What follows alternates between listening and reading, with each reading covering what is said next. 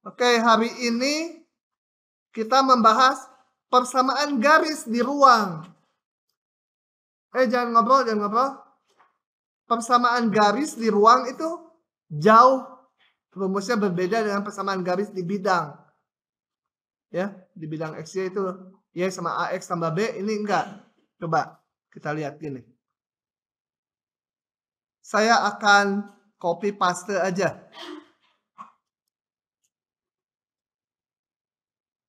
Saya akan jelaskan lisan. Sini ya, nanti baca sendiri slide-nya. Supaya prosesnya kebayang. Jadi untuk menurunkan persamaan garis itu yang pertama diperlukan dulu ini.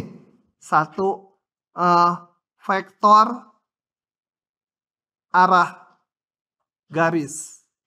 Itu harus diketahui. Nah, di gambar ini saya akan menentukan persamaan garis yang merah. Dan garis yang merah itu diketahui sejajar dengan vektor V yang diketahui.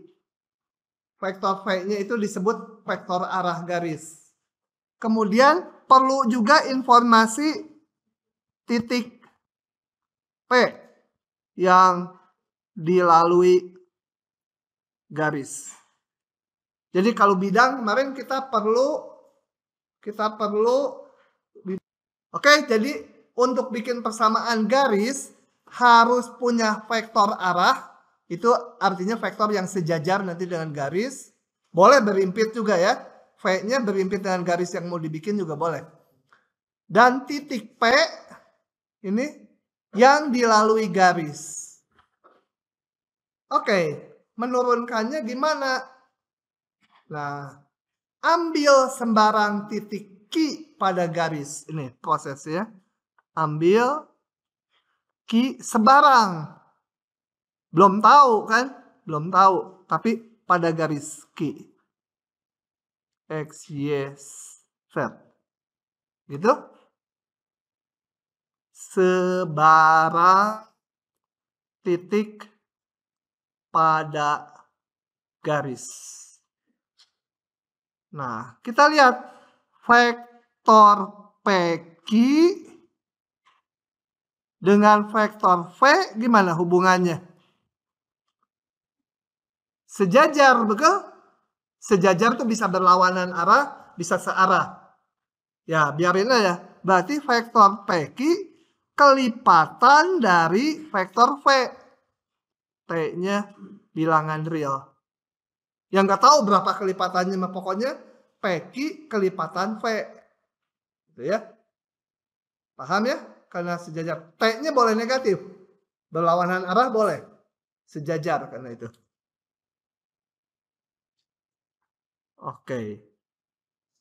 Saya kasih keterangan di kanannya. PQ sejajar V. Artinya apa kalau sejajar? Yang satu kelipatan yang lain. Udah tinggal masukkannya PQ-nya mana?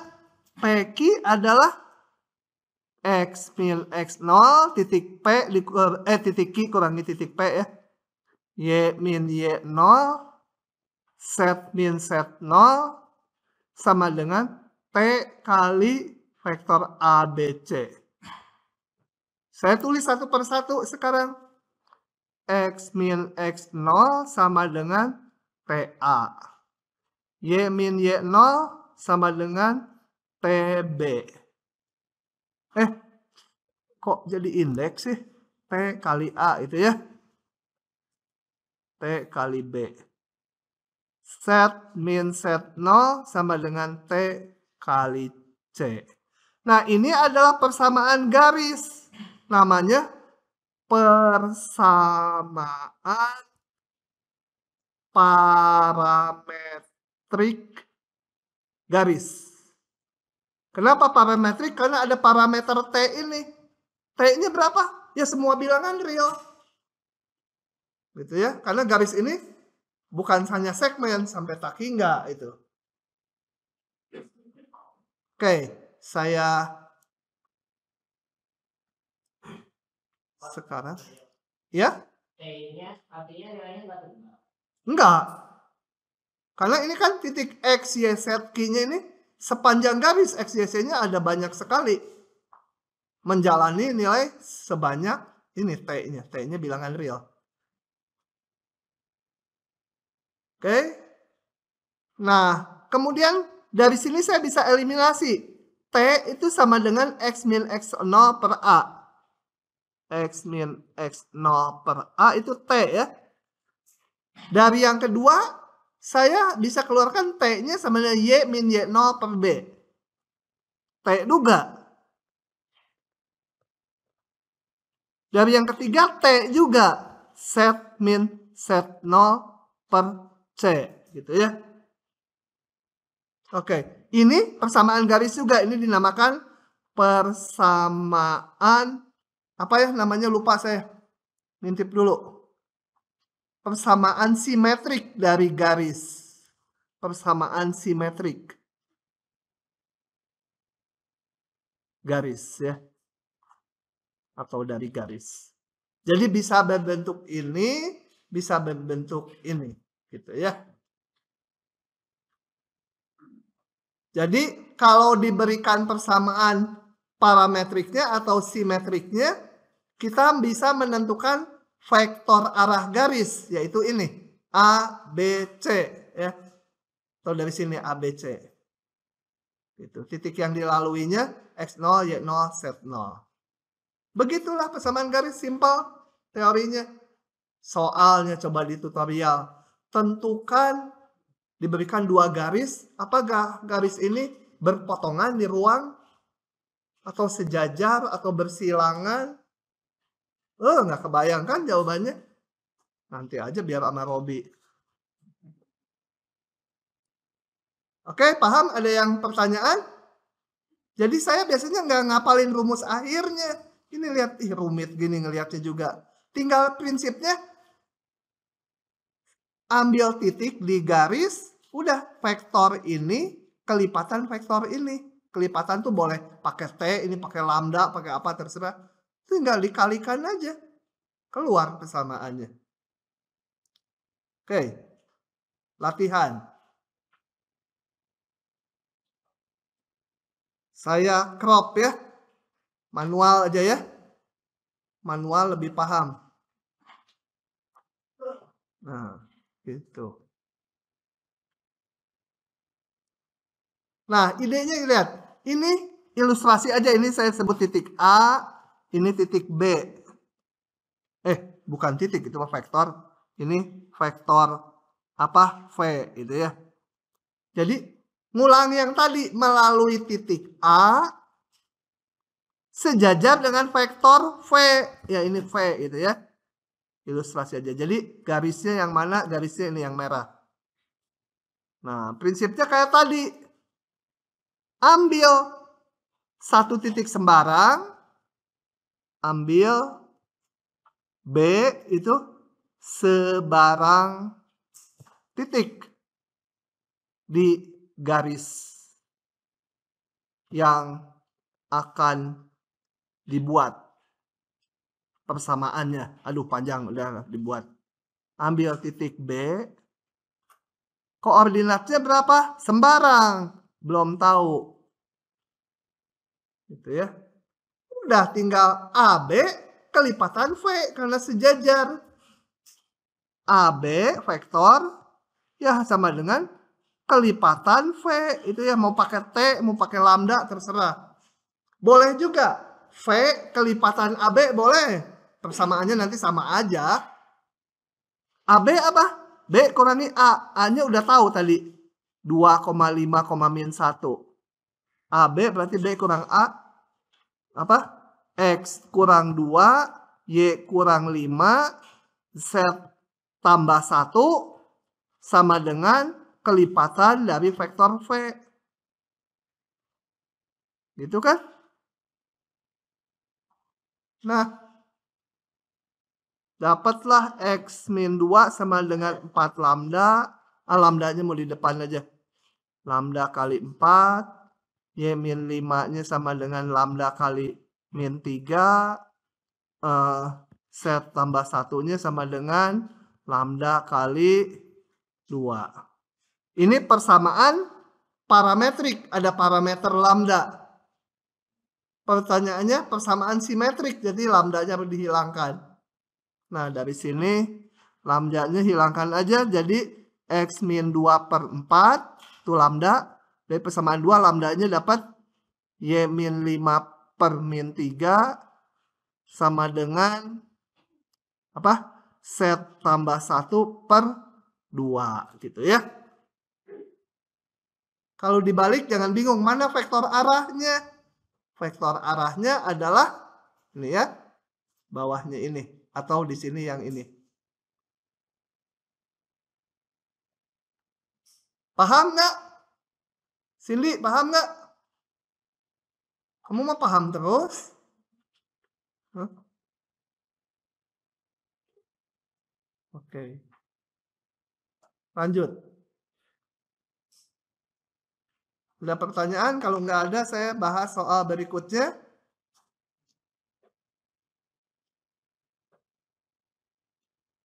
Kamu duduk sini aja. Bawa bangkunya, jadi mau taunya gampang. Cepet gitu. Oh. Soal berikutnya. Cari persamaan garis yang merupakan perpotongan antara dua bidang. Ini ya. Manual lagi aja ya. Oke. Kita lihat. Cari persamaan garis yang merupakan perpotongan. Nah, bayangkan ada dua bidang gitu. Sebentar. Saya rekam dulu. Nah, langkah pertama akan saya cari titik potong kedua bidang. Ini bidang satu itu ya. Ini bidang yang kedua, gimana gambarnya? Bingung kalau nggak gambar tuh. Ini bidang yang kedua itu ya. Nah, ini bidang 1 V itu, ini bidang 2 W itu. Nah, saya mau nyari satu titik potong kedua bidang. Karena diperlukan untuk persamaan garisnya. Untuk itu, di titik potong berarti X-nya bersamaan, Y-nya bersamaan, Z-nya bersamaan kan? Jadi kita samakan. 2X min Y min 5Z harus min 14. Saya mau eliminasi. 4X ditambah 5Y ditambah 4Z sama dengan 28. Saya mau hilangkan apanya ya? X-nya aja ya, enak ya. X-nya enak, tinggal dikali 2 yang persamaan 1. Ini kali 2, ini kali 1. 4X minus 2Y min 10Z sama dengan min 28. 4X tambah 5Y tambah 4Z, tolong hitungannya diperhatiin ya. 28. Kita kurangi.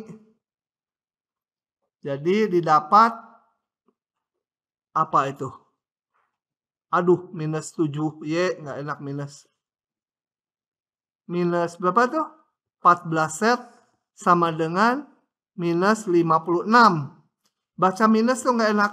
Saya kaliin minus aja. 7Y tambah 14Z sama dengan 56 gitu ya. Nah, Z-nya udah dieliminasi, tinggal satu persamaan. X-nya udah dieliminasi, tinggal satu persamaan, nggak ada yang bisa dieliminasi lagi. Jadi gimana? Ambil aja satu persamaan ini dengan dua bilangan nggak diketahui, solusinya kita bisa pilih sembarang. Ambil aja. Ambil apa yang 0. 56 tuh 8 kali 7, setnya ambil aja 0. Setnya 0, maka 7Y ditambah 0 sama dengan 56. Saya dapat Y-nya 8 ya. 8 kali 7, 56. X-nya berapa? X-nya hitung dari salah satu persamaan semula. Nah, 2X minus Y min 5 set sama dengan min 14. Masukkan ini. 2X min 8 min 5 kali 0 sama dengan min 14. Jadi berapa X-nya? 2X sama dengan berapa tuh? Min 14 sama 8 min 6 ya. X sama dengan min 3. Jadi titik potongnya salah satu titik potong kedua bidang saya sebut P, koordinatnya min 3, Y-nya tadi berapa? Mana Y-nya? 8, setnya 0. Nah, saya perlukan itu titik sekutunya salah satu ya, karena bidang dan bidang titik sekutunya garis, banyak titiknya. Itu salah satu. Saya membentuk persamaan garisnya, titiknya udah ada. Vektor arahnya dapat dari mana? Hah? Masa? Kamu hari ini nggak normal berarti. Ini ada bidang, ini ada bidang. Kan ini bidang. Kalau bidang ini kan berarti sejajar sama bidang ini. Enggak, ini bidangnya berpotongan gini. Ini vektor normalnya ke sana, ini ke sana. Kalau bidangnya gini betul kalau tegak lurus. Bisa macam-macam. Belum tentu. Dua bidang itu belum tentu tegak lurus. Bisa yang satu datar, satu miring gitu. Nah, gimana dapetin vektor arahnya? Untuk si garis. Ajijah gimana? Klik dulu itunya. Slide-nya diklik kan keluar jawabnya. Nggak bisa. Orang Bengkulu pada nggak bisa nih, gimana hari ini? Hah? Kalau pakai proyeksi vektor bisa?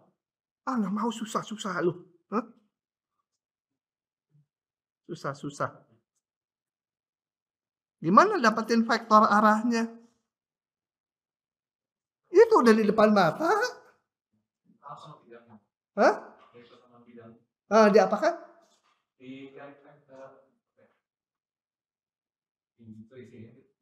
Hah? Diapakan? Jarak-jarak susah. Ambil titik sekutu yang lain. Ini kan tadi P udah dapat. Angkanya udah dapat. Ambil titik Q, titik sekutu yang lain. Maka vektor arahnya ya PQ ini. Vektor arah garis. Iya, boleh berimpit. Boleh berimpit. Vektor arah tuh berimpit nggak apa-apa. Jadi cari lagi titik sekutunya. Untuk mendapat vektor arah garis, ambil satu titik sekutu lagi. Maksudnya perpotongan kedua bidang. Ya dari sini aja lagi. Tadi kan saya ambil setnya 0. Sekarang saya ambil, kalau Y-nya 0 istimewa nggak? Hah? 4 kali 14 kan, ini 56. Nah, dari sini kasih bintang dulu. Dari bintang ambil Y-nya yang 0 sekarang. Maka setnya sama dengan 4 ya. Y-nya 0. Ini berarti 14 kali 4, 56. X-nya berapa? Pakai lagi ini. Dari persamaan bidang ini. Min 5 set sama dengan min 14. Saya masukkan 2X min 0 Y-nya. Kemudian min 5 kali set. Min 5 kali 4. Sama dengan min 14. Atau 2X sama dengan 20 dikurangi 14 berapa? 6. X-nya sama dengan 3. Jadi titik potong kedua, titik potong Yang kedua adalah Q isinya 3,0,4.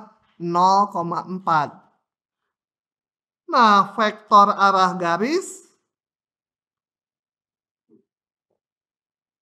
adalah vektor PQ. Gitu. Ya. Ini PQ vektor arah. QP juga boleh. QP boleh, PQ boleh. Gitu ya. Yang isinya adalah Q kurangi P. 3 kurangi min 3, 6. 0 dikurangi kurangi 8. 4 kurangi 0. Sudah, ini punya vektor arah, punya titik yang dilalui. Nah, jadi saya udah punya sekarang ini vektor, ini P, ini Q. Kebetulan dua-duanya digaris, vektor arahnya PQ udah ada, titik P yang dilalui ada. Ambil sembarang titik R di sini. X, Y, Z sembarang. Jadi apa? Misal R, X, Y, Z pada garis. Tentunya R-nya jangan mengambil P atau Q lagi. Ini juga pada garis. Tapi ini sembarang. Ya. Maka saya punya apa? Vektor PR itu kayak tadi sama dengan kelipatan dari vektor arah.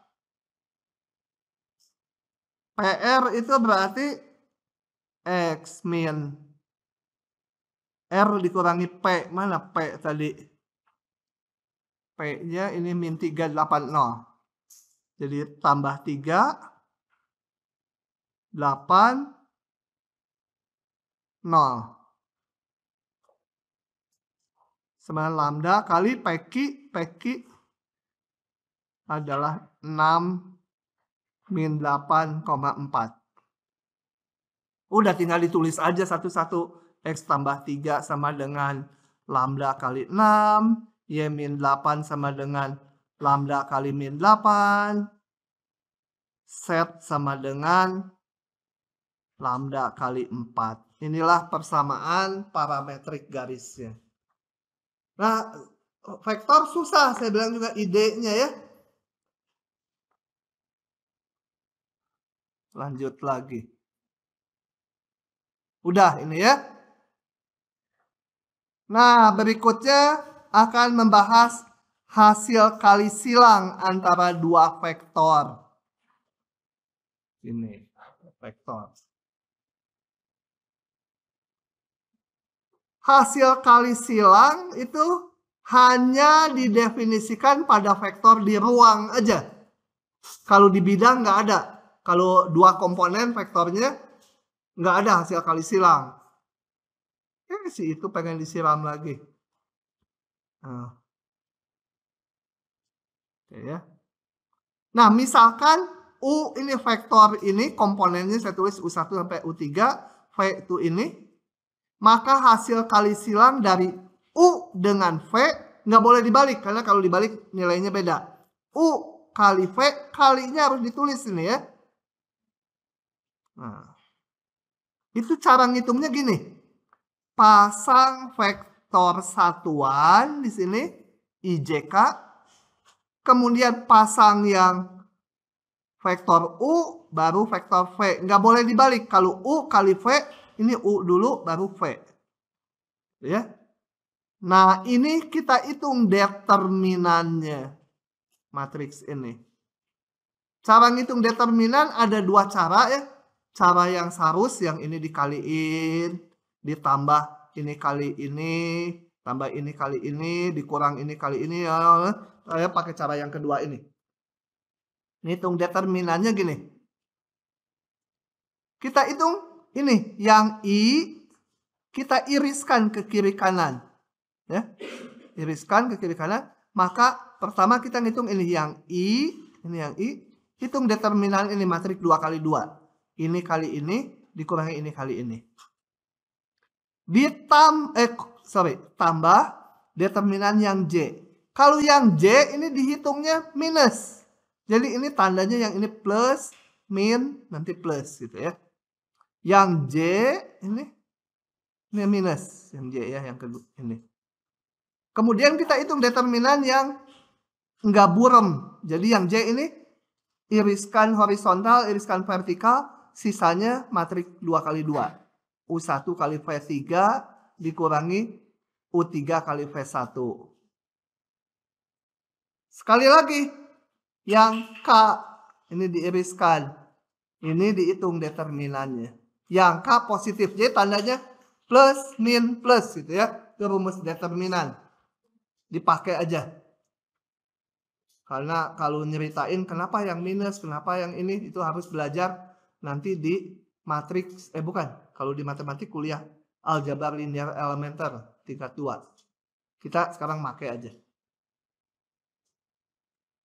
Oke, begitu. Jadi U kali V, kita lihat ini hasilnya vektor. Komponen pertama ini, atau pakai vektor basis itu pakai I. Ini komponen kedua, ini komponen ketiga. Oke. Contoh dulu lah ya, contoh supaya kelihatan. Contoh. U-nya seberapa? Sama U-nya aja. Sesebutnya. V-nya juga sesebutnya aja. Nyebut. 2 lagi jangan. 3 udah. 4 aja. Min 2. Min 2 udah sering muncul. Min 1. 6 gitu ya. Jangan ngobrol. Kuping saya ini tajam. Nanti dipakai nusuk. Gitu. Oke, maka U kali V harus ditulis kalinya ya. Supaya membedakan juga dengan hasil kali titik. Ini kita pasang matriks. Atasnya I, J, K gitu ya. Nah ini U dulu. 2, 3, min 2. 4, min 1, 6. Nah ini cara ngitung determinannya. Gini. Yang sepanjang I. Ini yang I. Saya taruh di belakang I-nya nanti. Gitu. Yang I berarti ini iris. Tinggal 3 kali 6. Dikurangi min 2 kali min 1. Itu I ya. Yang J itu ada minus. Nanti minus J belakang J-nya. Kalau yang J itu ini diiris. Tinggal 2 kali 6 dikurangi min 2 kali 4. Itu J. Ininya minus, jangan lupa tuh. Sekali lagi diiris yang K. Hasilnya apa? Tambah lagi ya. 2 kali min 1 dikurangi 3 kali 4. K gitu ya. Jadi yang ini plus, ini min, ini plus ininya. Udah tinggal dihitung aja. Sama dengan berapa? 3 kali 6, 18. Dikurangi 2. 16 ya. Saya sebenarnya lebih senang notasi ini aja, nulisnya lebih pendek, 16 gitu. Yang kedua 2 kali 6 12. Ini tambah 8 jadi 20. Ini ada minus. Min 20 kalau nggak salah ngitung. Yang komponen K min 2 min 14. Ya.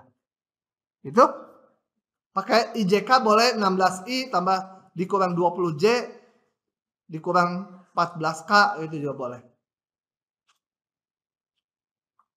Ya. Oke, kita lihat sekarang.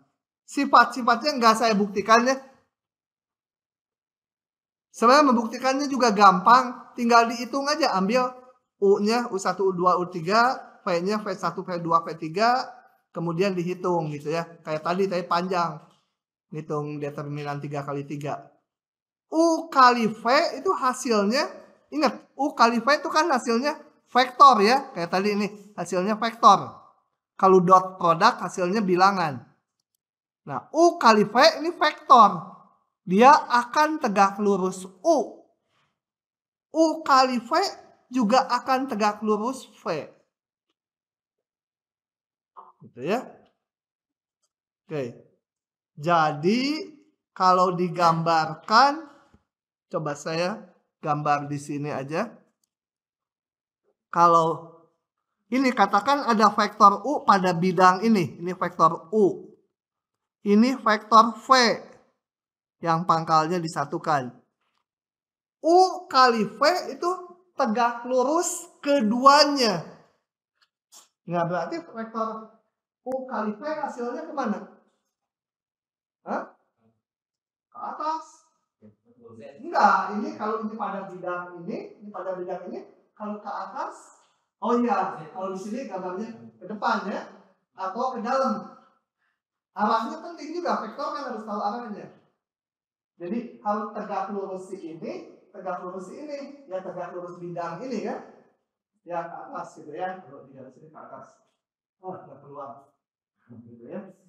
Nah, atau ke bawah, ke dalam atau ke depan. Nah, arahnya tuh ditentukan oleh yang putaran kemarin. Jadi kalau U kali V itu U diputar ke V gitu. Nggak keluar. Jadi U diputar ke arah V. Bayangin kalau baut diputar begitu. Ini ada baut diputarnya, ini ada baut diputarnya gini. Dia akan maju ke depan atau mundur ke belakang. Ini sekrup. Kita sekupin gini, dia sekrupnya makin masuk atau keluar? Hah? Masuk. Nah, masuk ya. Jadi si U kali V itu ke dalam, ya. Ke dalam. Nah, saya tuh pakai ilustrasi gitu karena nggak bisa ngegambarinnya ke dalam gimana. Ya ke dalam sana tuh gitu. Tuh kan jadi kayak ke atas. Nah, nggak tahu gimana ke dalam ya. Ke dalam titik-titik aja. Jadi menuju ke dalam titik-titik. Tegak lurus kedua garis itu. U kali V. Kalau belum paham beli dulu baut nanti ya. Atau nyuri lah dari jurusan FTMD. Satu ambil yang bekas. Puter gitu coba. Geraknya ke sana gitu. Oke. Nah, tadi U kali V tegak lurus U. Jadi U kali V kalau di dot produkkan, kalau di hasil kali titiknya, kalau ini boleh bolak-balik ya. Ini U dot U kali V sama U kali V dot U sama aja karena hasil kali titik itu komutatif. Itu akan 0 karena saling tegak lurus. Ini juga 0. Nah, ini untuk menentukan arahnya tadi. U, V, dan U kali V membentuk, ya itu. Apa? Arah yang sumbu yang saling tegak lurus. Dan ini pengertian right-handed triple tuh sebenarnya dia fisika pakai gini. Jadi kalau U diputar ke V sini, larinya hasil kalinya yang jempol gitu ya. Kayak ini tadi udah dihapus. Mana ya? Nah, ini aduh gimana ya? Ngomong susah lah. Udahlah paham kayak tadi lah, putaran sekrup aja gitu. Susah nanti ini. Aduh, ini dulu udah potong nih. Nanti patah lagi kalau dibengkak-bengkokin. Ngalor ngidul aja yang ketiga. Yang ketiga, kita bandingkan kalau yang dot product tuh U dot V itu sama dengan panjang U kali panjang V kali cos sudut antaranya ya. Nah, kalau yang cross product mirip, tapi ininya dikasih pagar 2 karena kalau ini otomatis jadi skalar, kalau ini kan U kali V-nya hasilnya vektor. Dihitung panjangnya. Ya. Jadi ada ininya. Kalau yang ini udah nggak perlu ada ini karena hasilnya udah skalar. Karena ini hasilnya vektor, ini panjang vektor U kali V sama panjang U kali panjang V, ini temennya sin. Kalau di sini cos, ini sin. Gitu ya. Oke, kita lihat contoh-contohnya. Saya nggak mau bahas yang nomor 4. Nomor 3 aja. Kalian klik aja sendiri kalau bisa nomor 4. Aduh, udah jam segini, ngebut. Cari persamaan bidang yang melalui 3 titik. Ini. Gitu, vektor tuh butuh ide. Soal-soalnya butuh ide.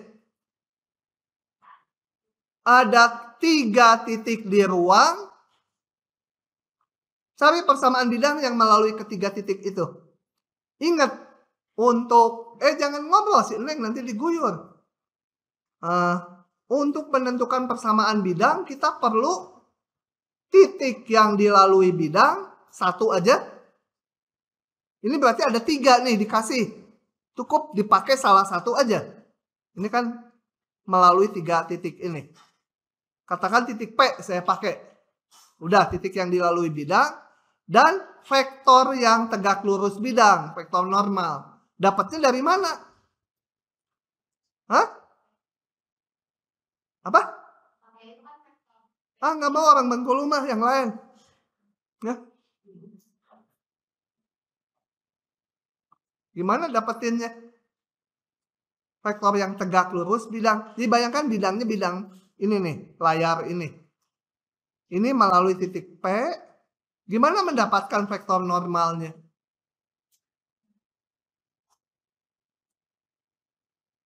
Cindy gimana? Kok nanya gua sih? Oke, idenya jadi bentuk vektor PQ dan PR. Ya, disebut U dan V. Nah, kalau saya hitung hasil kali silangnya, maka dia tegak lurus PQ, tegak lurus PR. Berarti tegak lurus bidang yang memuat PQR ya. Ini cross product, hitung tadi pakai determinan, ketemu ini. Titik yang dilalui bidang, pakai aja salah satu titik ini. Karena 3-3-nya dilalui. Nah, vektor N ini tegak lurus U, tegak lurus V. Jadi dia jadi vektor normal bidang. Karena tegak lurus. Ini ya. Oke. Persamaan bidangnya gimana?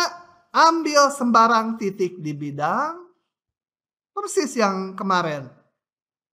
Bentuk vektor PS. PS kali N harus 0. PS kali N. PS adalah S dikurangi P. Dapatnya ini. Normal tadi udah dihitung. N ini. Dikalikan 0. Lanjut ya. Sudah? Belum. Lanjut lagi. Periksa apakah hasil kali silang komutatif. Ini sendiri aja saya cepat sekali nih. Nggak mau ngitung panjang kan. Ya kita hitung aja UV berapa, VU berapa. Ngitungnya gimana? Ya U tulis aja komponennya. V juga. Misalnya U-nya komponennya ABC, V PQR. Saya hitung UV. UV hitung, ketemu ini. V kali U juga saya hitung. Kalau V kali U berarti ini V dulu baru U. Tulisnya ya. Nah kita lihat. Yang bawah itu sama dengan minus dari yang atas ya. Ini kalau dikali minus 1 ini seluruhnya. Jadilah yang bawah. Jadi simpulannya UV minus VU. Dia tidak komutatif.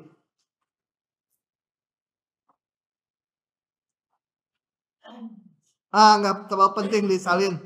Yang penting rumusnya ya. Bahwa dia tidak komutatif. Satu lagi saja. Tunjukkan secara geometri gambar jadinya gambarnya. U kali V adalah luas jajaran genjang seperti gambar di sebelah kiri ini. Kalau ini vektor U, ini vektor V, U kali V itu hasilnya luas ini. Coba kita lihat. Mudah lah ini. Mudah. Coba kita lihat. Luas jajaran genjang adalah alas kali tingginya kan? Oke, kali tinggi. Saya sebut tingginya H. H, gitu ya. Oke. Luas jajaran genjang adalah panjang V ini kali H, betul? H itu hubungkan dengan U. Apa? H itu sama dengan U sinus alfa, betul? H itu sama dengan panjang U sinus alfa. Oke? Nah, sekarang balik lagi ke rumus ini. U kali V sama panjang U kali panjang V sinus theta. Jadi ini sama dengan U kali V. Sama di sini. Mana hilang? Nah ini. V kali U sinus alfa. Ini boleh ditulis. Ini boleh aja karena ini panjang kan. Jadi saya boleh tulisnya gini. U kali ditukar tempat juga boleh ya.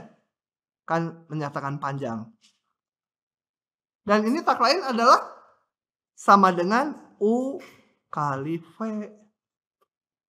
Berdasarkan rumus yang tadi ini. Panjang. Kurang panjang. Ini panjang. Kalau U kali V nanti hasilnya vektor. Ini kan skalar. Jadi U kali V tak lain adalah luas jajaran genjang ini. Ya, saya tulis ini. Tuh cuma gitu aja.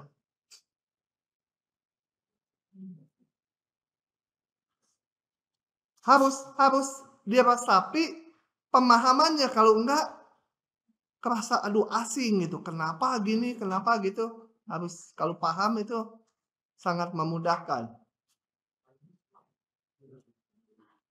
Lanjut lagi. Nah, pasal terakhir hari ini. Aduh, keburu nggak ya 20 menit? Cukuplah. 25 menit.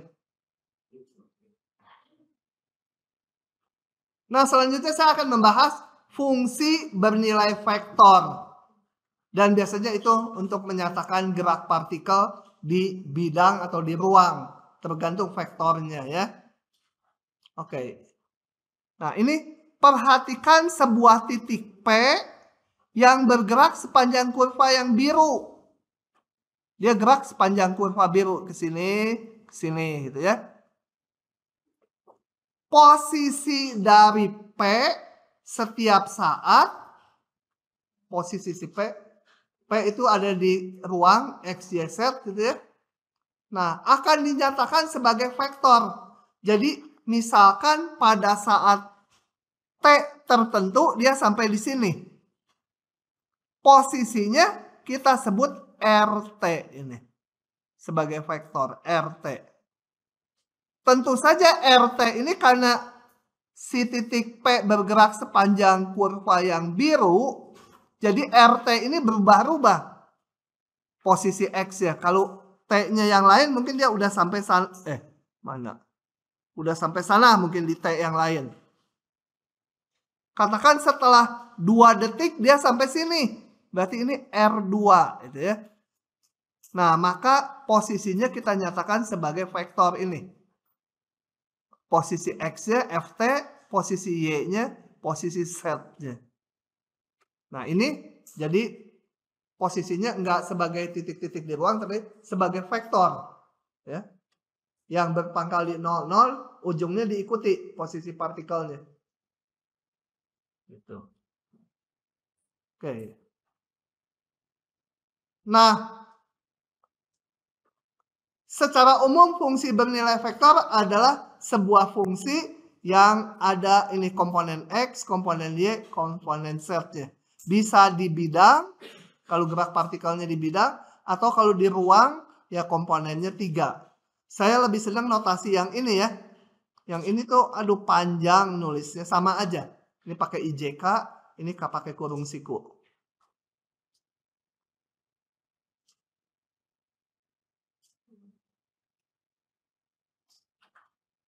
Oke?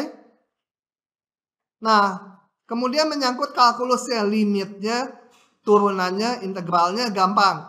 Fungsi bernilai vektor itu limit dari fungsi bernilai vektor tinggal dilimitkan masing-masing ini. Turunannya seperti ini. Kalau F 2 komponen, ya turunannya turunan masing-masing. Integralnya integral masing-masing. Kalau komponennya 3, ya tulis 3-3-nya itu ya. Integralnya jadi ada 3.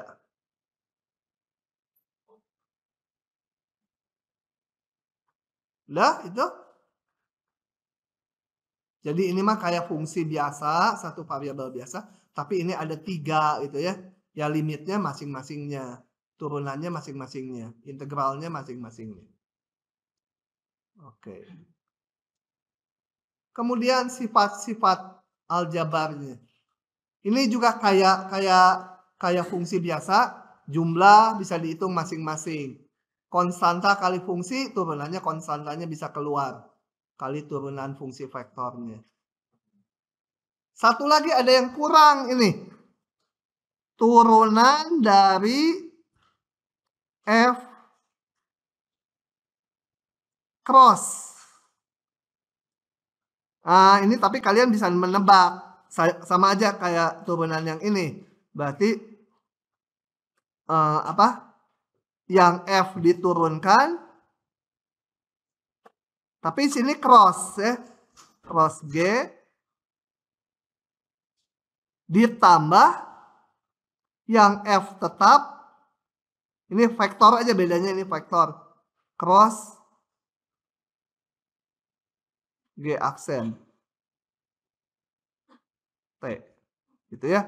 Jadi hanya bedanya ini cross ya, ini cross. Ini dot product, ini dot product.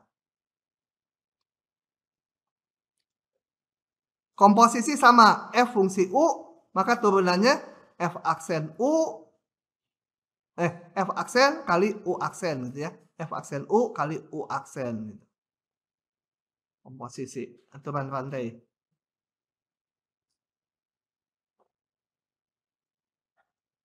Contoh-contoh supaya agak paham.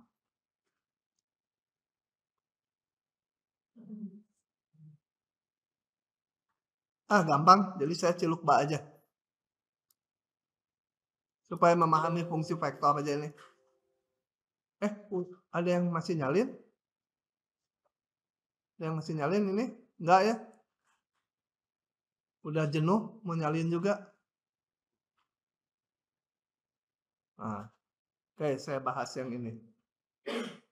Diberikan fungsi vektor ini. Komponen pertama T kuadrat tambah T. Komponen kedua E pangkat T.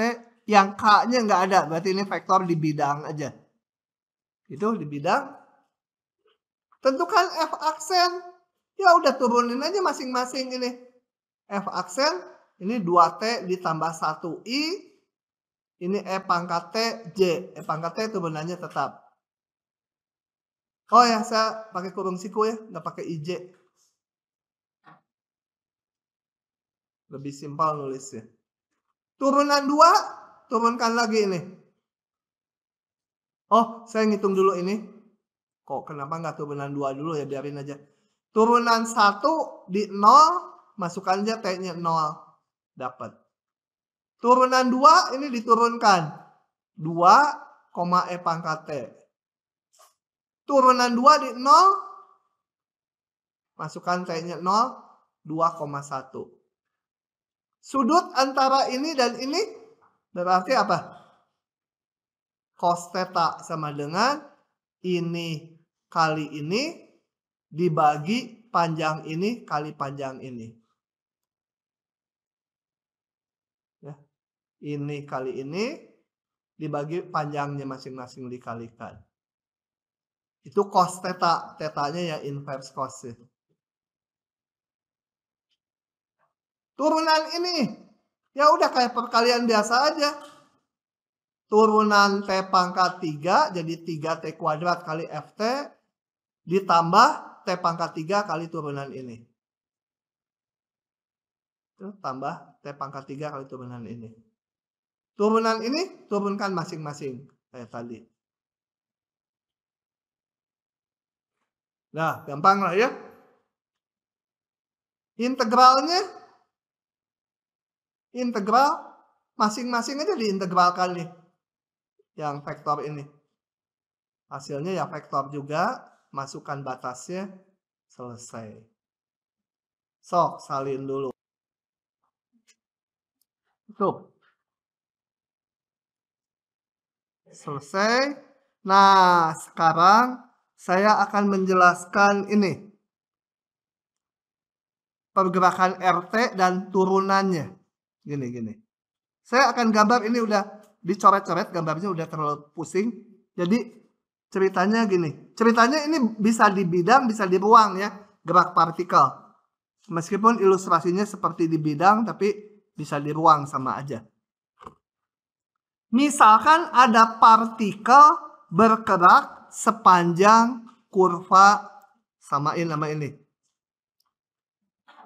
Tung ke sana gitu ya. Partikel bergerak seperti ini. Gitu ya. Lah, ilustrasi aja. Kurang bagus gitu. Ini partikel bergerak gitu. Posisinya suatu saat RT itu, saat posisinya T, dia sampai di sini. Ini posisinya RT. Ya. Jadi posisi dia titik-titiknya di sini dinyatakan sebagai vektor gitu. Diikuti vektor ya dari 00. Setelah T tambah H, dia kan berada lebih atas, betul? Karena geraknya ke sini arahnya. Setelah T tambah H, dia ada di sini. Ini R T tambah H. Mau ngapain? Saya sekarang bikin vektor ini. Nah, itu di gambar saya dinamakan vektornya apa ya? Oh, nggak dinamakan. Biarin aja. Jadi vektor yang pink ini berapa? Dia adalah vektornya sama dengan, ini ada vektor gini. Ini, dan ini. Nah, yang ini adalah RT tambah H dikurangi RT, betul? Ya? Jadi RT tambah H dikurangi RT. Itu adalah vektor ini, mengarah ke sana.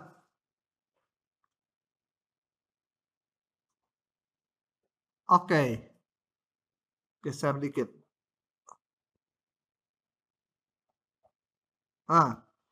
Itu.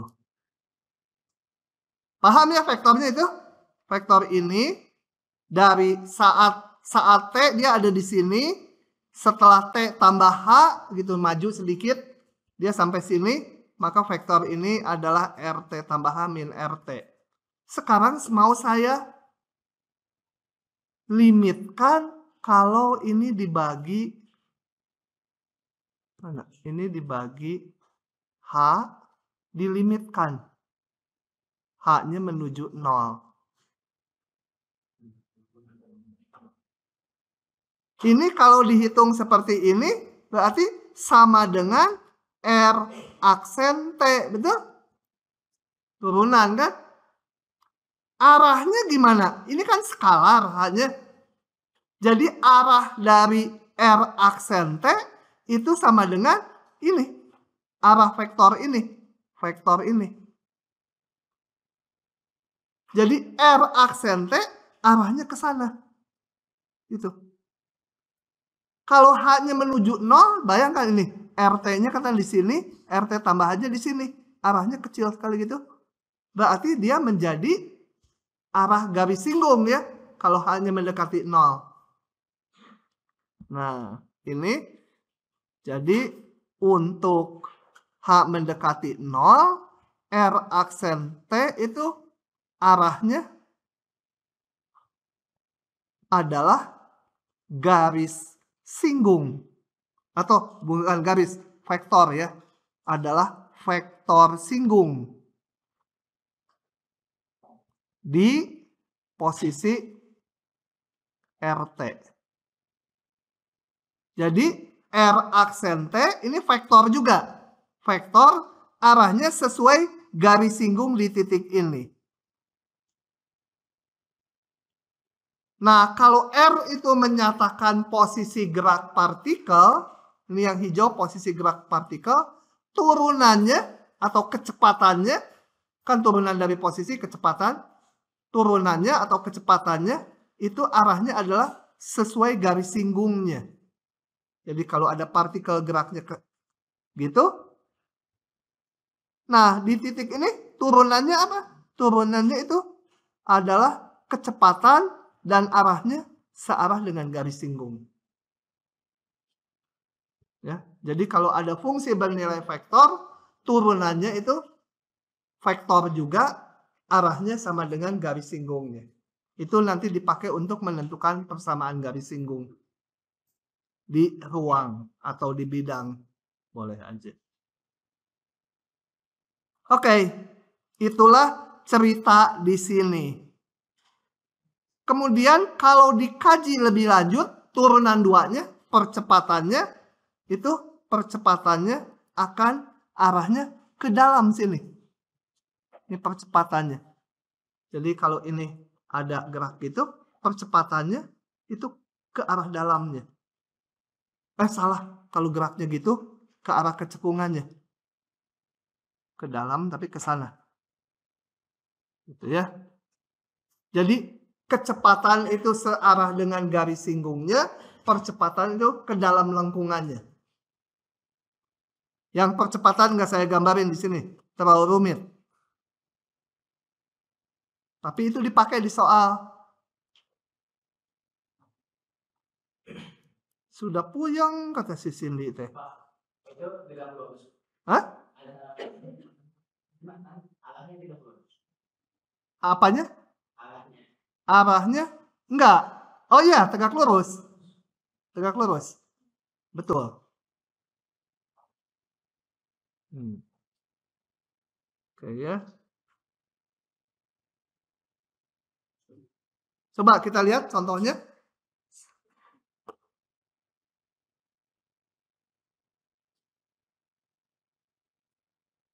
Nih ya.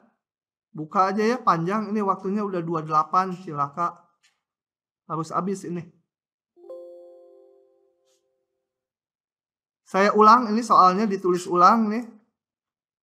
Buat partikel ini diulang di sini ya. Sebuah titik P bergerak atau partikel sepanjang lingkaran berjari-jari R dengan laju omega radian per detik. Kedudukan awalnya ini bukan 1,0, harusnya R,0 dong ya. Kalau jari-jarinya R, ini R kan. Ya, anggap R-nya 1 juga boleh. Tentukan kecepatan dan percepatannya pada saat T sama dengan setengah dan gambarkan. Ya gampang ini. Nanti dulu. R-nya apa jadinya ya? Aduh, R lagi. Gantilah ini. Jari-jari 1 ya. Ini 1. Enggak, R-nya untuk vektor posisi dipakai. Karena saya pakai R kecilnya ini tadi untuk vektor posisi. Bukan jari-jari, vektor posisi dari partikel.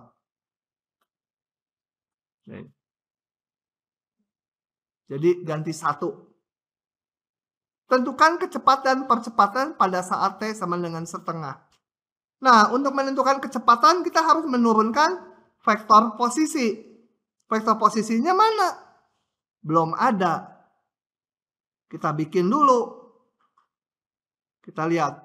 Setelah 1 detik, posisi X-nya berapa? Y-nya berapa? Ini kan partikel X sama Y-nya berubah-ubah di bidang. X-nya berapa? Setelah 1 detik dia menempuh sudut berapa? Kurang ini. Hah?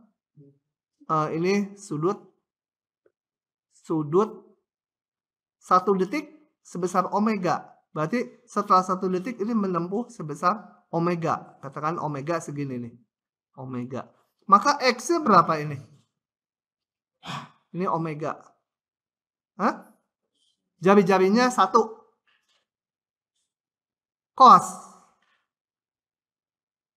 Cos omega ya.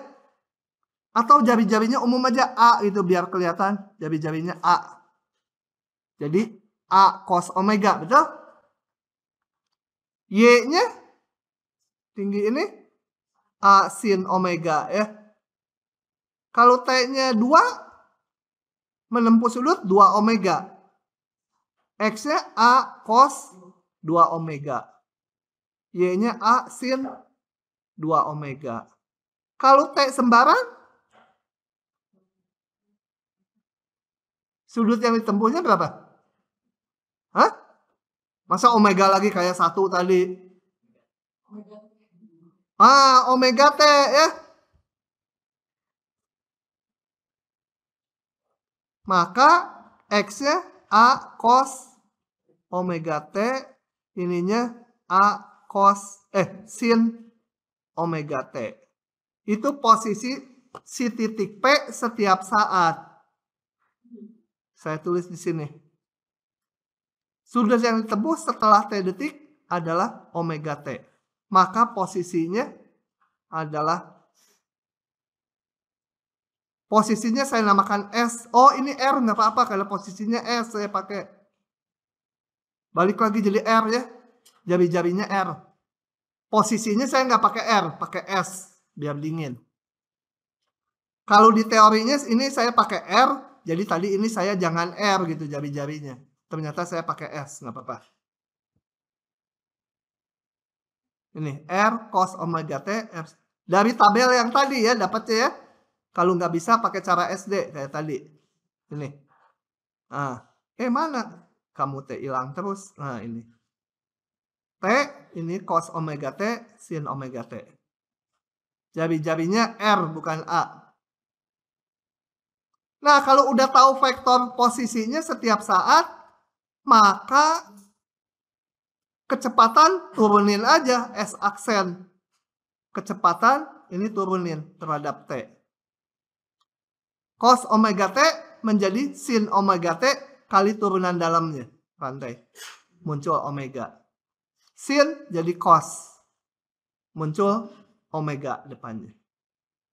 Percepatannya turunin lagi aja. Terhadap T ya. Pada saat setengah, hitung aja pada saat setengah, V-nya ini, A-nya segini. Gambarkan katanya. Maka kalau T-nya setengah, katakan sampai di sini, maka arah vektor kecepatannya, kalau kalian gambar ini, pasti bentuknya ke sana gitu. Garis singgung. Percepatannya ke dalam. Ya, ke dalam lengkungannya. Dan tadi kata dia, ini saling tegak lurus. Iya, antara kecepatan dengan percepatan saling tegak lurus. Kita bahas soal nomor 2 ya. Sebuah titik P bergerak dengan posisi setiap saatnya ini. Nah, oke. Saya buka aja lah pertanyaan. Soalnya biasanya diulang. Oh, nggak diulang. Oke, kita lihat. Pertanyaan, gambarkan grafik lintasan P dan arahnya. Jadi ini sama saja dengan menggambar fungsi parameter ya. X-nya sama dengan 3 cos T, Y-nya 3 sin T. Nah, ini udah dipampangkan. Nah, kita eliminasi seperti biasa T-nya menggunakan hubungan cos kuadrat T ditambah sin kuadrat T sama dengan 1. Jadi X per 3 pangkat 2 itu adalah cos kuadrat. Y per 2 adalah sin T dipangkatkan 2. Dan ini adalah persamaan elips. Kemudian pada saat awal posisinya di titik 30. Kenapa? Kita lihat soalnya lagi. Oh, lihat aja waktu T-nya 0 ya. Nggak dibilang T-nya. T-nya 0. Kita lihat X-nya 3, Y-nya 0. Oke, ini adalah elips dari pusat ke arah horizontal berjarak 3 ke atas berjarak 2. Nah, lintasannya kenapa seperti ini? Kita lihat awalnya di sini, kita naikkan aja T-nya sedikit. T-nya 0,1 gitu. Maka X-nya 3 cos 0,1 itu positif. Y-nya juga kalau dihitung 2 sin 0,1 positif. Jadi setelah T-nya naik sedikit, dia X-nya harus positif, berarti di kanan, Y-nya harus positif di atas, jadi harus bergeraknya ke sana. Oke. Kemudian pertanyaan yang B. Tentukan kecepatan, laju, dan percepatannya. Kecepatan adalah turunan dari posisi. Nah, kita lihat dia sebagai fungsi vektor, gitu ya. Jadi turunan ini. Nah, tinggal tulis sebagai vektor aja. Turunan ini, koma turunan ini. Gitu ya. X dan Y-nya. Oke. Kemudian laju adalah besarnya kecepatan. Jadi panjang vektor ini. Itu akar dari ini ya. Oke, dan pertanyaan berikutnya, percepatannya. Percepatannya turunan dari kecepatan. Turunkan lagi ini menjadi ini ya. Oke, itu yang B. Kemudian yang C apa? Tentukan saat kapan lajunya maksimum dan berapa nilainya. Nah, kita lihat lajunya. Lajunya adalah ini, fungsi ini. Kita mau mencari kapan T-nya supaya dia maksimum. Nah, ini pakai kalkulus di semester 1. Kita cari titik batas, titik stasioner, titik ujung. Ini titik ujungnya nggak ada, titik batasnya nggak ada. Kita hanya mencari titik stasioner. Jadi yang turunannya 0. Turunan dari laju ya, bukan turunan dari kecepatan. Karena ditanya berapa lajunya supaya maksimum. Ini kalian percaya aja hitungannya, diturunkan gitu ya. Bentuk akar, kemudian disederhanakan. Nah, ini dibuat 0, berarti sin-nya atau cos-nya 0. Berarti terjadi di titik-titik ini. Kalau sepanjang periode, satu periode aja sampai 2pi gitu ya. Sebenarnya di 2pi juga 0. Sin 2pi kan 0, tapi sin 2pi dengan 0 ya sama aja gitu ya. Oke, ini titik-titik stasioner. Tinggal mau dibandingkan, boleh nilainya cari yang paling besar. Atau pakai tanda dari DVDT di garis bilangan juga boleh. Tandanya dibuat di garis bilangan itu sebagai berikut. Ini 0, ini 3pi per 2. Diperiksa tandanya. Pi per 2, ini pi. Diperiksa tandanya, cari titik maksimum lokal. Kalau ada 2, yang lebih besar adalah jadi maksimum global. Atau dimasukkan aja nilainya. Nilai ini ke lajunya ke sini. Mana yang paling gede. Oke, itu yang C. Yang D, tunjukkan vektor percepatannya selalu menuju titik asal. Kita lihat vektor percepatan adalah ini. Vektor percepatan. Vektor percepatan ini tunjukkan menuju titik asal. Kita lihat ini. Posisinya ini. Jadi suatu saat Nanti ada gambarnya. Nah, ini kalau RT-nya ini posisinya di sini koordinatnya 3 cos T. Kalau koordinat pakai kurung biasa aja ya. Kalau vektor pakai kurung siku. 2 sin T itu vektor posisi bendanya saat, saat T. Posisi percepatannya kita lihat. Ini tak lain minusnya ya. Minus dari vektor posisi. Jadi vektor percepatannya mengarah ke dalam. Ini percepatannya A-nya. Gitu. Berbalikan arah dengan vektor posisinya. Oke, sampai situ ada pertanyaan? Clara ada? Clara? Clara Antonia? Nggak ada, Pak. Nggak ada. Iya. Awal jati Asmoro. Awal jati Asmoro. Hadir. Ya. Oke, saya lanjut lagi ya. Ini saya tutup. Satu soal lagi. Diberikan sebuah kurva di ruang dengan persamaannya ini. Nah, apa vektor posisinya? Ya, bisa dianggap gerak partikelnya di ruang dengan posisinya setiap saat adalah ini. Cari persamaan garis singgungnya pada saat T sama dengan 2. Nah, sebelum menjawab pertanyaan ini, saya review lagi. Di kuliah terakhir sudah dijelaskan, ini mau di bidang atau di ruang sama aja ya. Atau mau di ruang gitu. Cuma saya kalau ngegambar di ruang susah. Ini katakan ada partikel bergerak di ruang. Gitu ya. Ke sana. Kalau suatu saat posisinya di sini R, T, baik di bidang atau ruang tergantung posisi, tergantung komponen vektornya, maka R aksen T sebenarnya ini kecepatan gitu ya kalau gerak partikel itu arahnya adalah sama dengan garis singgungnya ya ini RT ini arahnya ke sana RT sama dengan garis singgung di titik tersebut. Nah ini akan kita pakai ya untuk menjawab soal nomor 3. Coba saya buka saja. Oke, oke soalnya udah disalin. Nah, misalkan ini kan ditanya pada saat T-nya 2. Sebenarnya nanti dipakainya agak di bawah. Kita ngelihat pada saat T. Sembarang dulu kalau bekerja.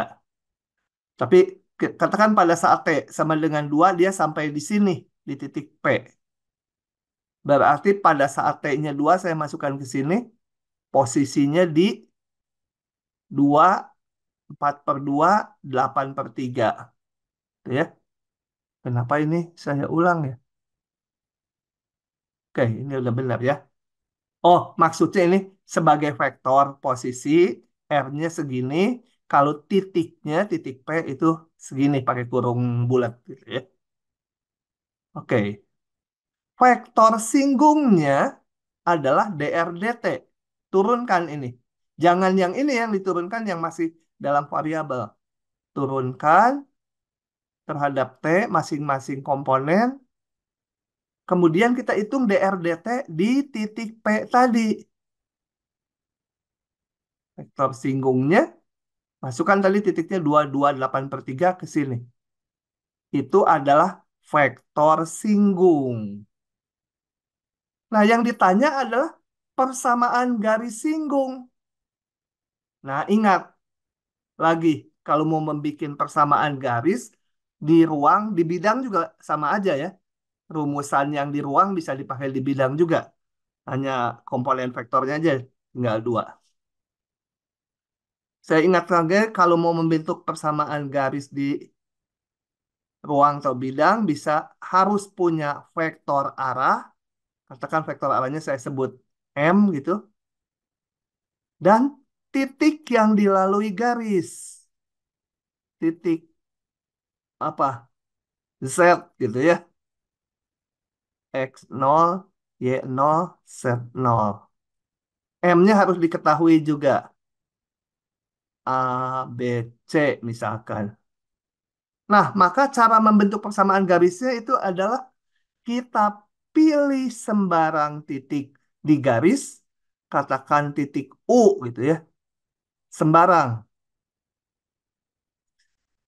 Maka persamaan garisnya tinggal vektor set U harus kelipatan vektor M. Adalah vektor arah garis harus diketahui, set harus diketahui. Nanti dari sini keluarlah persamaan garisnya. Akan kita hitung di sini ya sekarang. Tapi prinsipnya seperti itu. Pilih titik sembarang di garis, maka vektor set U kelipatan vektor M. Boleh juga vektor U set juga boleh ya. Kalau kelipatan itu kan bisa positif, bisa negatif. Nah, begitu. Coba kita lihat di sini. Titik yang dilalui garis adalah titik P. Yang koordinatnya 2, 2, 8/3 tadi. Ini ya. Ini vektornya, titiknya yang tinggal kurung buka. Kemudian vektor arahnya mana? Vektor arahnya ya ini. Vektor singgungnya. Ini. Jadi kita udah punya ABC-nya. 1, 2, 4. Setnya di sini ya titik P. Oke. Oh, ini di gambarnya P tadi sekian. Caranya tadi ini. Pilih titik sembarang di garis. Saya namakan di sini titik Q. Sembarang titik di garis. Ini salah nih. Aduh, harusnya pakai kurung bulat ya. Kalau titik itu pakai kurung bulat. Kalau vektor, dia dari pusat koordinat ke titik Q. Nah, itu vektor gitu ya. Oh, titik pakai kurung bulat. Maka persamaan garis singgungnya adalah PQ kelipatan vektor arahnya. Ini. Ini adalah PQ. Mau ngitung PQ ini. PQ. Gitu ya.